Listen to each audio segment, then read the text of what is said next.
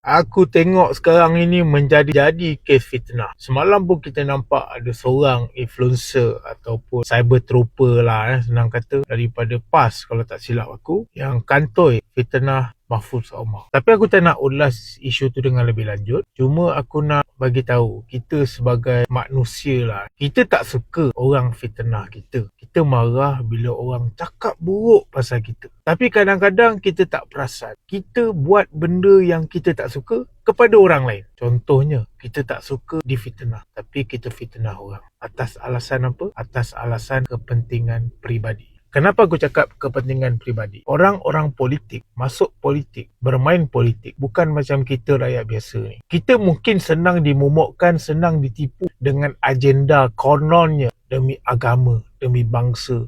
Kita kena bagi undi kepada orang sekian.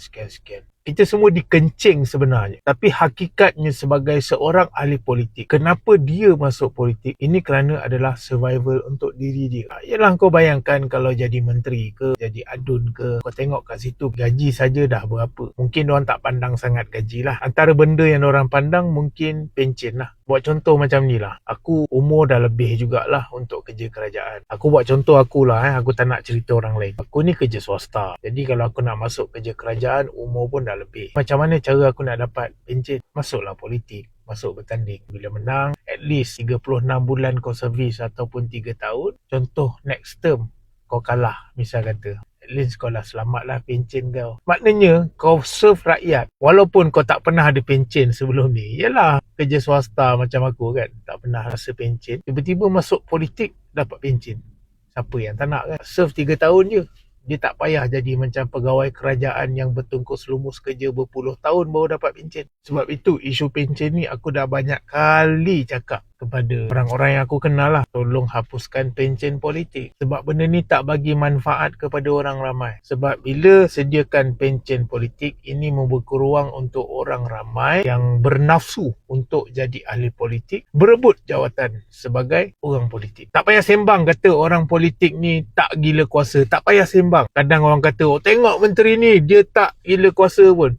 Jangan sembang macam tu. Kalau dia tak gila kuasa, sudah tentu dia akan buka pertandingan untuk parti dia. Contohnya, dia kata, aku tak gila kuasa lah untuk jadi timbalan presiden parti A contohnya. Kalau kau tak gila kuasa, kau buka lah pertandingan timbalan presiden masa pemilihan nanti. Itu baru bukti yang kau tak gila kuasa. Ini sembang dengan orang biasa macam kita kencing. Kita tak gila kuasa. Sebab itu, kita berjuang ni demi agama, demi rakyat. Apui, tak payah sembang macam tu. Cakap terus terang untuk diri kau. Kita kalau tahu kau jujur macam tu, lagi senang kita buat pilihan untuk undi. Betul tak? Jadi balik kepada cerita fitnah politik. Benda ni benda yang normal dalam politik. Alah, macam kau kat tempat kerja lah. Kalau kau nak rebut jawatan manager, kau terpaksa tikam kawan kau. Apa je cerita buruk pasal kawan kau yang kau tak cerita kat orang lain? Lebih kurang macam tu lah cerita politik ni. Dekat luar dorang memang nampak okey. Tapi bila dalam politik ni, jatuh menjatuh lah demi kepentingan dan nafsu diri sendiri. Simple.